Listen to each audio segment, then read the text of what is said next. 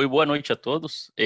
Por aqui o Diego estava falando, não, vamos deixar o pessoal mais ansioso. Vocês podem acreditar isso, né? Sempre acreditando no Tiago. Tudo bem com vocês? Tudo tranquilo? Estamos prontos para a luta. Boa noite, Bruno, Vicente, Renato, Heidi. Sempre pontual. A gente é sempre pontual.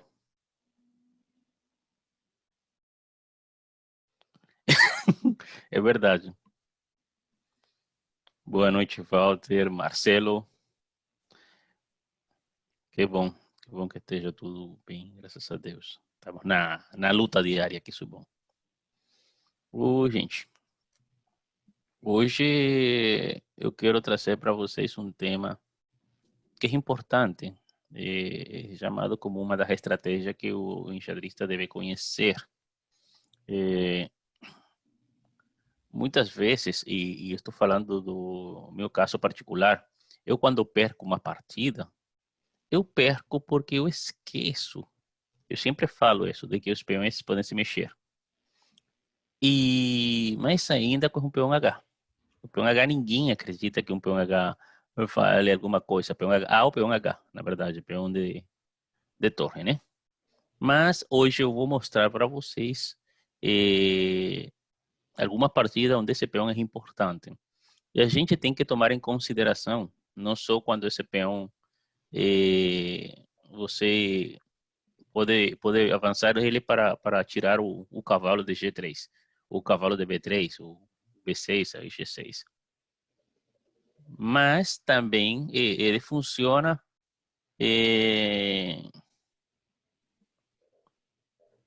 como uma base para o ataque importante. Esse avanço do peão permite que você ganhe espaço na ala do rei ou na ala da dama, mas se estamos atacando na ala do rei, bom, ele vai ganhar espaço. Então é bem importante ter presente esse tipo de planos.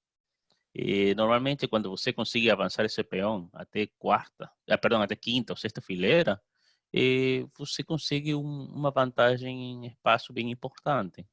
Então, a gente precisa prestar muita atenção para evitar que o nosso adversário faça isso, mas ao mesmo tempo a gente poder fazer esse tipo de progresso. Então, vamos começar com uma partida aqui bem interessante nesse tema.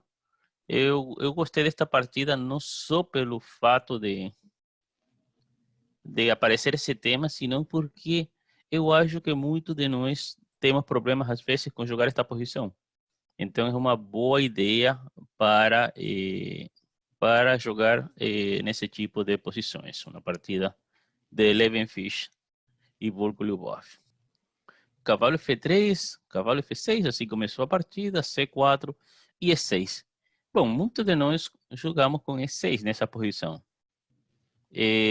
Eu, por exemplo, contra G3 por muito tempo, joguei A6 com unidade B5 e sempre achei bem interessante. Eu gostei muito desse tipo de posições, sempre gostado e eu recomendo, mas ultimamente eh,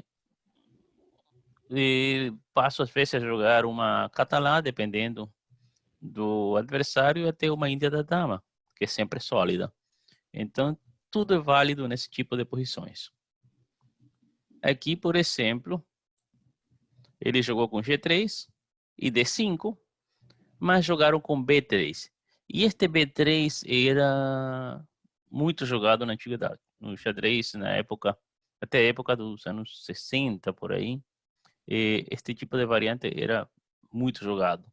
O que acontece é que normalmente eles jogavam com E3 e não com G3. Então, isto é algo bem para tomar em consideração. Por quê? Porque é bem flexível. Dá muitas oportunidades para que o branco possa eleger, não, ele possa escolher o que fazer em cada uma dessas posições. Então, eh, pela flexibilidade, é que eles jogavam assim.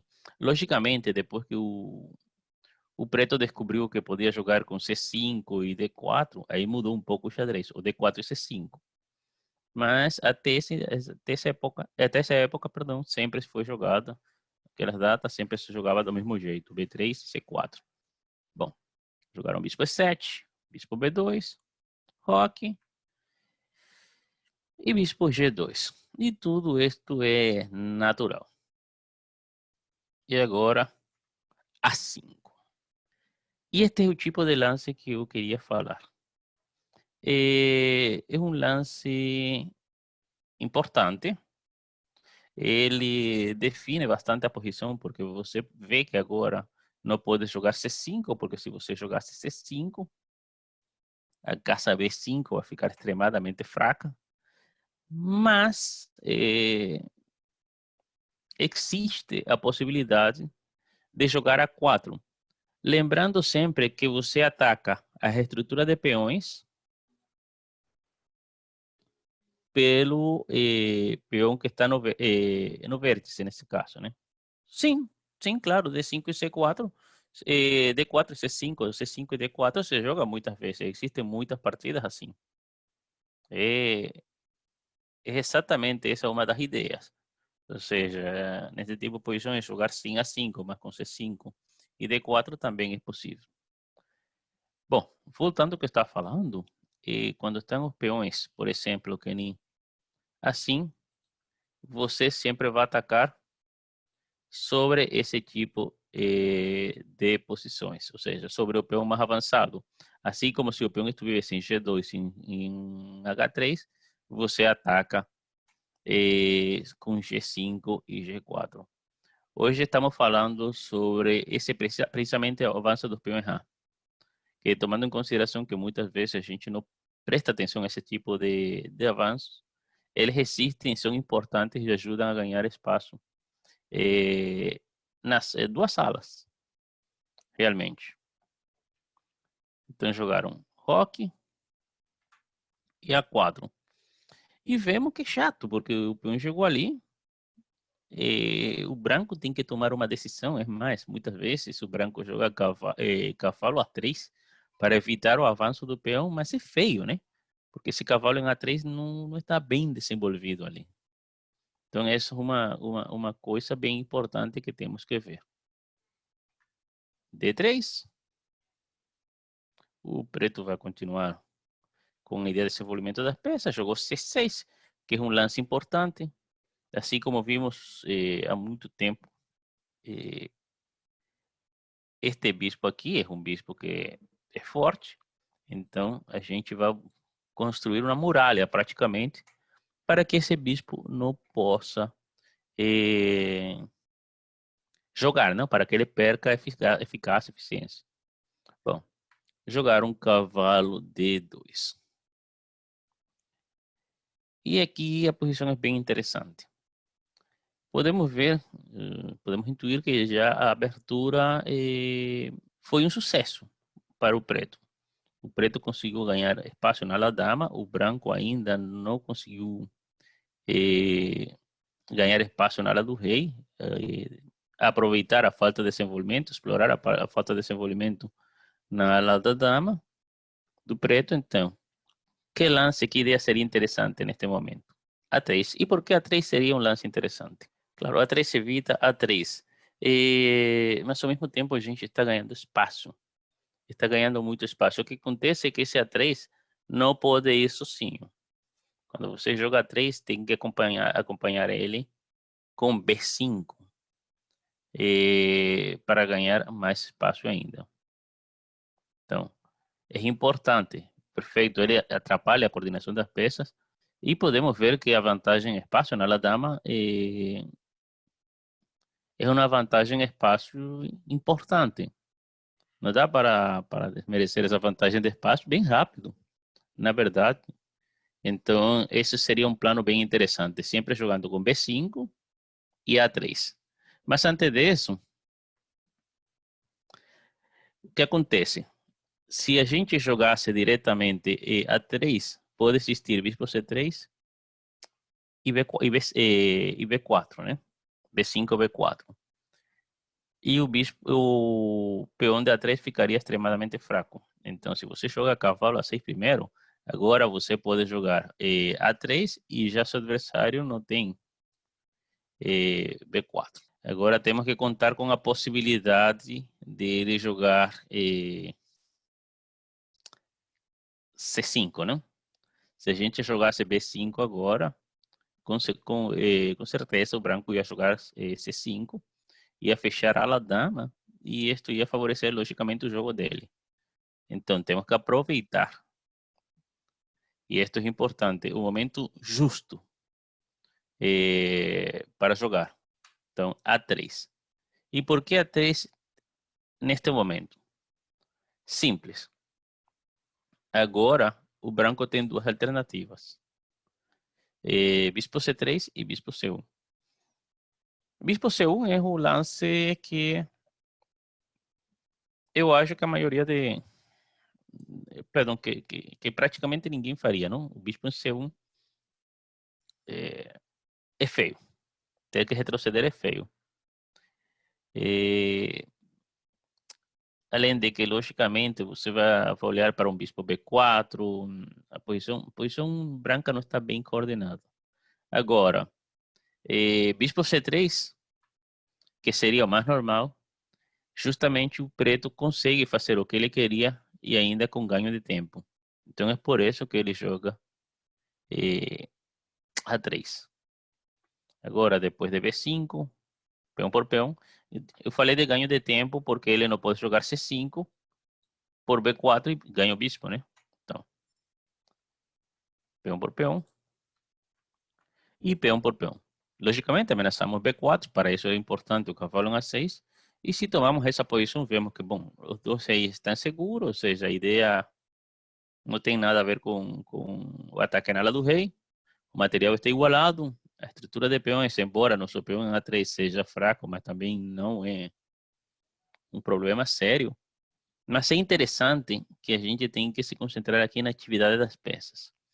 E podemos ver que nossas peças, embora, por exemplo, o bispo de C8 pareça um bispo ruim, mas nossas peças são muito melhores que as peças da branca. O principal problema do branco agora é que se o preto joga B4, por exemplo, imaginar que torre C1, B4, bispo A1, bispo nunca mais vai jogar. Então é uma posição difícil para o branco, ou seja, o branco já ficou numa posição difícil em poucos lances. Então, cavalo B1, único lance para dar vida para o bispo, né? B4. E agora, se o branco jogasse B4 agora, imagino que seria aqui.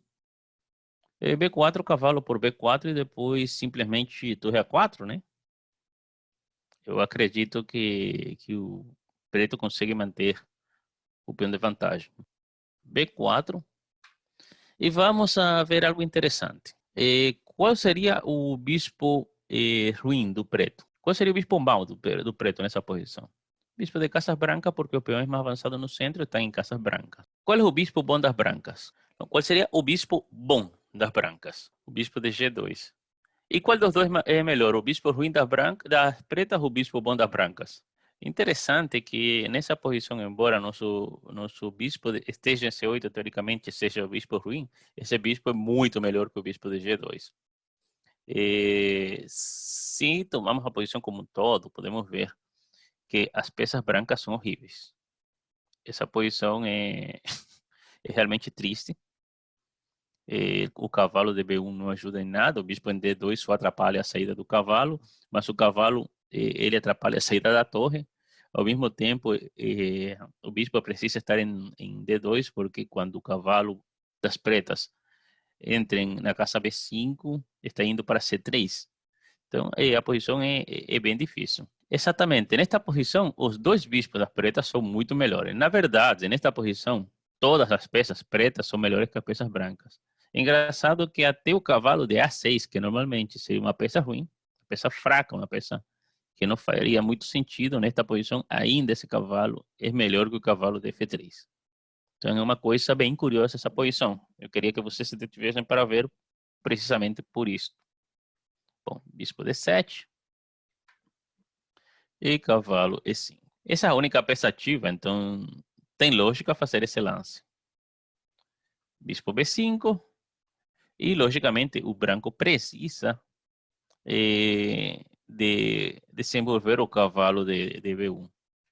Então, ele joga bispo G5 para dar espaço para o cavalo para D2 e, ao mesmo tempo, simplificar, porque, como lembramos, a simplificação favorece a quem tem menos espaço. Mas tudo isto foi possível porque o preto conseguiu jogar A4, A3 primeiramente. Bom, logicamente, como sequência, ele jogou B5, B4, mas foi por isto que ele conseguiu. Então aqui jogaram H6, bispo por F6 e bispo por F6. Agora temos o par de bispos em uma posição que, se bem não é aberta, ainda é bem importante, né? O par de bispos, se temos uma posição realmente dominante com todo. Eu acredito que a pior peça neste momento seria este cavalo, né? Mas vocês podem observar que este cavalo, bom, logicamente, depois de defender o peão, este cavalo tem uns planos bem interessantes indo por aqui. C7, E8 e D6. Cavalo D2. Na verdade, o interessante é saber que outro lance seria útil. Eu não vi muita coisa para fazer. Por exemplo, dama B6, que talvez seria o lance do sonho. Teríamos que cogitar a possibilidade dele jogar cavalo G4. Talvez torre C8.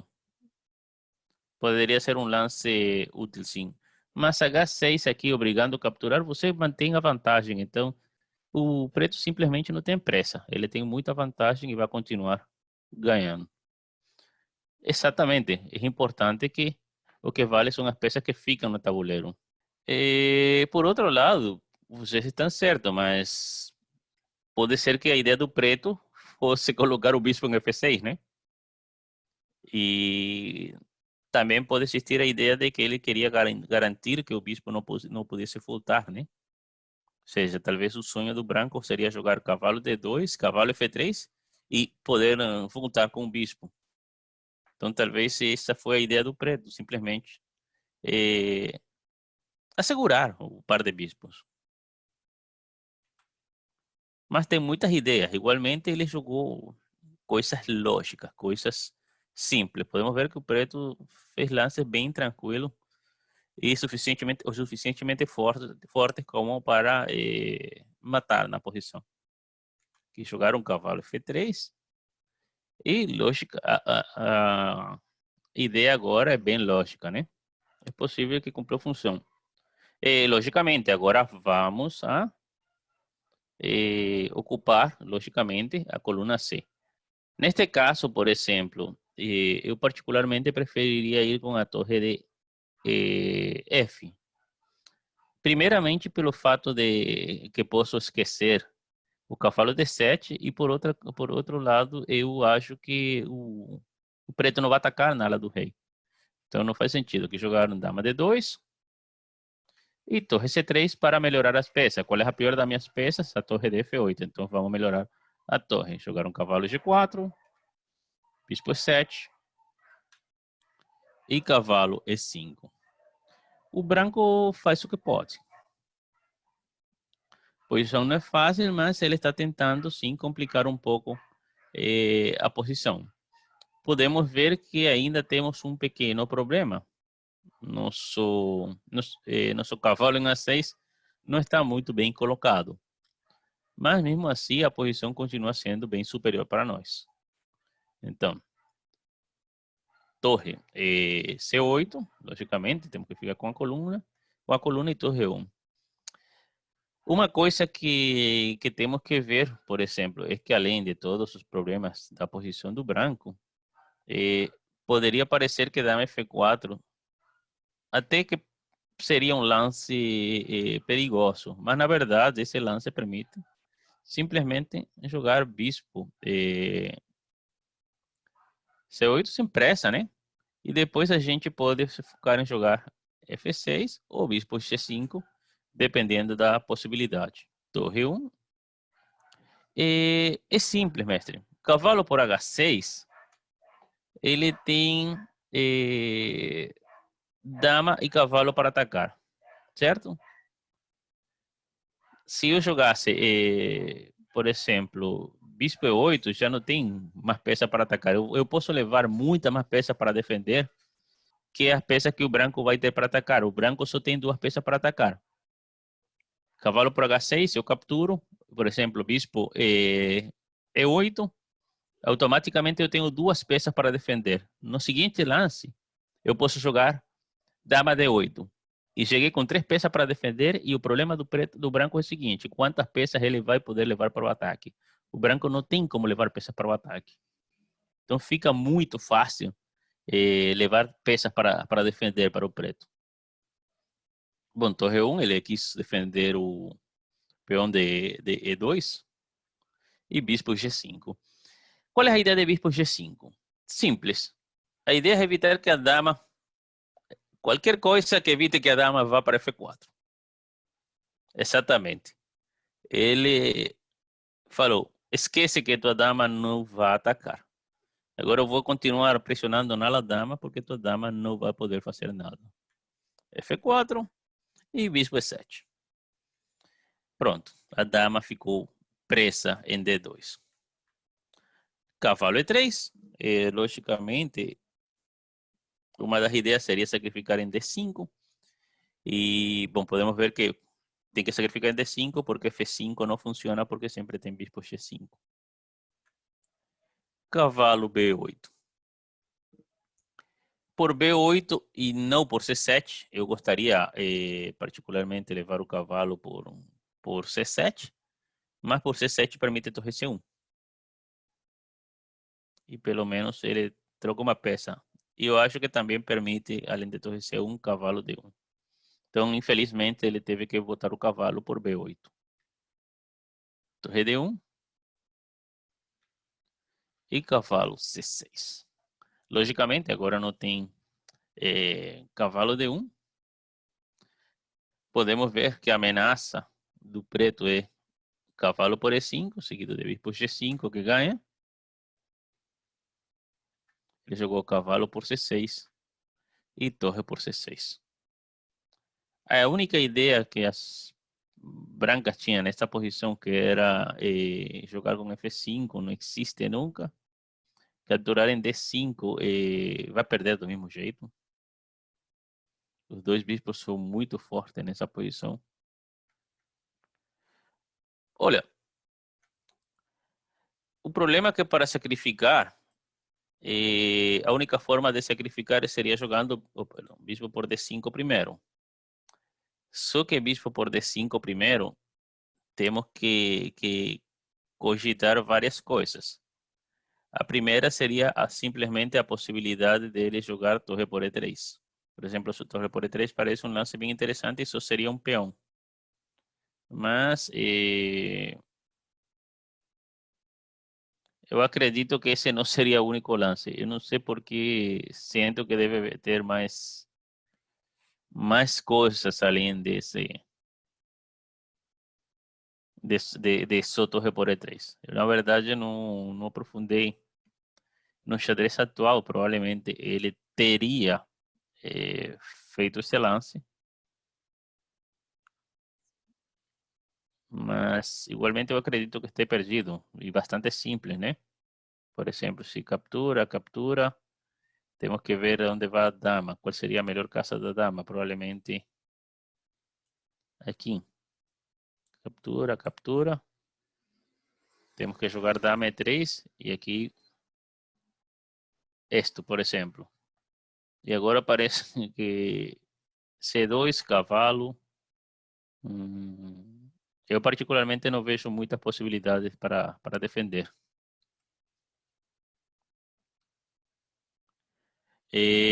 Aqui está certo.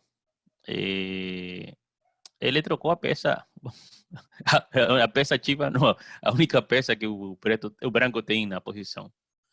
Como eu falei, a posição é bem triste. H4 é, como falaram, está quase em sug. Aqui a parte interessante é que, bom, estamos ganhos, mas ainda precisamos ganhar. que é uma parte difícil do xadrez. Logicamente, bispo F6 melhorando a peça. Rei H2, outra jogada de espera, natural. O branco está jogando o que pode. Está fazendo os melhores lances possíveis. Bispo A6. E este lance, este F5, vou explicar assim. Tudo bem. Você está perdido e você tenta fazer algum lance que possa dar alguma iniciativa, alguma esperança. Mas esse tipo de lance leva sempre à derrota. Esse tipo de lance desesperado só vai levar à derrota porque você vai estragar ainda mais a posição. Já a posição era ruim. Você avança o peão e ainda fica pior ainda. Por isso, não, agora fica muito fácil. Dama B8. E com dama B8, vocês podem ver que está ameaçando o bispo por H4 e não parece ter deixado muitas opções para o branco. Rei H3. Não porque ele quisesse, sino porque não tem outra coisa para fazer. E peão por peão.